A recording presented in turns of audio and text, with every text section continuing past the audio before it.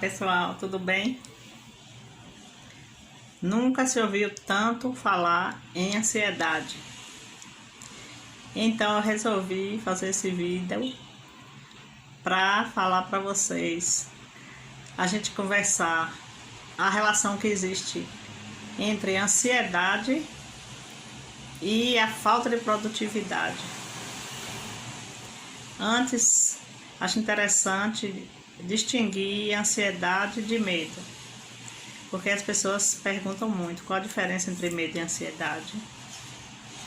O medo você sente quando você está se vê ameaçado por algum perigo concreto. Pessoas têm medo de altura, outras pessoas têm medo de um determinado animal, outra tem medo de alta velocidade. São situações concretas e que, se a pessoa está naquele contexto, ela sente muito medo. A ansiedade é uma espécie de medo de algo que não aconteceu, uma projeção de um evento futuro que talvez nem vai acontecer.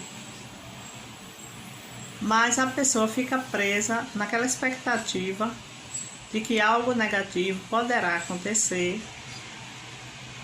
E aí ela paralisa, deixa de viver o momento presente, porque ela fica ruminando aquelas preocupações com o futuro.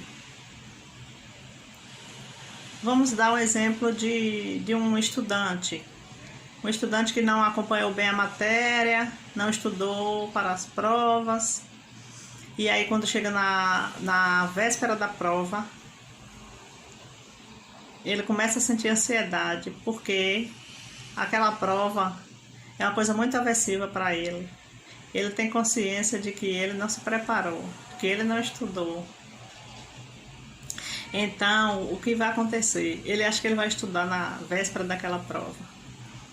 Mas aí ele se distrai, liga a TV, pega o celular. Depois ele lembra que ele tinha que descer com o cachorro. Às vezes nem quer descer no dia a dia, mas naquele dia ali é a maior preocupação da vida dele, é descer com aquele cachorro, porque o cachorro não pode ficar sem descer. E aí por aí vai. Às vezes a compulsão alimentar, começa a comer demais. Quando ele sobe com o cachorro, mas é que minha madrinha sempre reclama que eu não dou atenção a ela. Tenho que ligar para minha madrinha. Olha só, ele vai ligar para a madrinha dele. Que pessoa atenciosa, né? Na verdade, é um comportamento de quê? Ele está fugindo da situação. Ele está procrastinando o estudo dele mais do que o que já fez, né, nos dias anteriores. E não está sendo produtivo, ele está gastando o tempo todo. Aquele período que ele está ali, fazendo aquelas outras coisas, ele já podia ter estudado a matéria toda. Mas o estado emocional da ansiedade deixa a pessoa transtornada, deixa a pessoa paralisada, e aí não consegue, trava mesmo. Um outro exemplo, uma criança, ela tá lá brincando feliz, mas aí ela passa e sem querer quebra um vaso. Se aqueles adultos que convivem com aquela criança forem adultos punitivos, que tudo eles repreendem aquela criança e dão alguma punição, imagine o estado de ansiedade que a criança vai ficar, temendo a surra que vai levar, ou o castigo que vai levar, ou que a mãe vai tomar um videogame. Mil coisas passam na cabeça da criança, né? Aquele período entre a hora que ela quebrou o vaso e a hora do castigo ou da surra, para ela é muito pior do que a quebra do vaso em si. E olha que às vezes pode nem ter punição. Pode ser até que a mãe entendeu que a criança não quebrou o vaso de propósito e nem vai dar castigo a ela, nem nada. Mas ela já perdeu ali um intervalo de tempo dominada pela ansiedade. E olha só, se a mãe der uma surra, o que vai acontecer? Ele vai reforçar aquele comportamento dele de ansiedade. Porque ele sabe que qualquer coisinha mínima que na vida dele não der certo, ou que ele não fizer perfeito, ele vai ser punido. Não é que ele sabe, mas assim, vai sentindo, vai começando a incorporar aquelas ações do medo, da punição, do medo do que vai vir. Isso vai gerando ansiedade. A ansiedade, se ela está muito intensa, ela vem acompanhada de sintomas físicos. Ela se desdobra em vários tipos. Vou aqui falar principalmente da ansiedade generalizada, que é a ansiedade crônica. Poderíamos voltar naquele exemplo do menino que eu vinha falando, que eu estava falando de que como ele vai desenvolvendo aquele comportamento de ter ansiedade. Pense que depois de um longo tempo desse menino, ele foi crescendo e convivendo com aquelas situações, e ele se tornou uma pessoa ansiosa, entre aspas. Ele não se tornou uma pessoa ansiosa, ele incorporou aqueles comportamentos de ser ansioso. E essa é a boa notícia que eu quero te dar. Você não é ansioso, você não é ansiosa. Ansiedade é um estado emocional. Ansiedade não é traço de personalidade. Depressão não é traço de personalidade.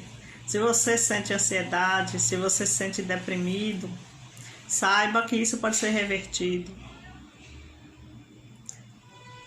com psicoterapia, com tratamento medicamentoso quando necessário. Isso aí quem vai determinar vai ser um psiquiatra.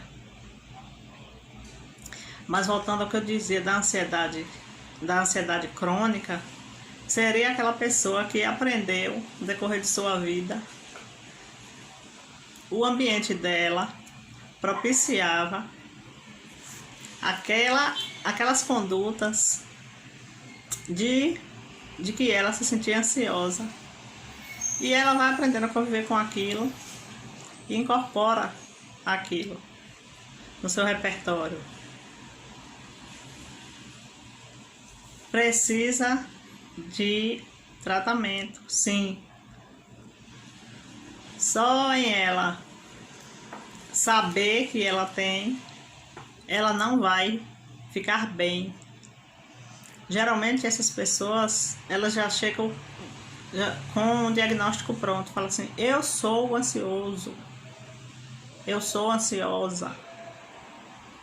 Como se ansiedade fosse um traço da personalidade. Aí eu repito, ansiedade é um estado emocional. Nós não nascemos felizes, nós não nascemos alegres, não nascemos tristes, não nascemos sentindo ansiedade, não nascemos sentindo depressão.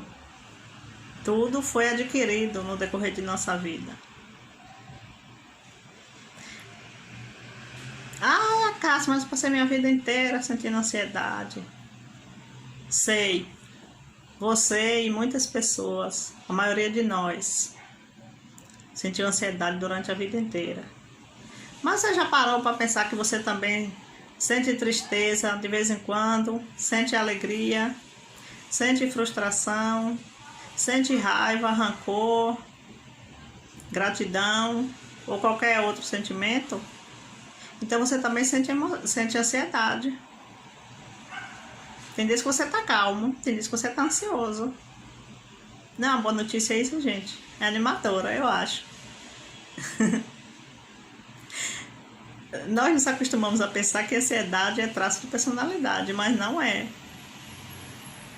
Não vamos aceitar que um rótulo nos deixe limitados, com sentimento negativo para baixo, certo?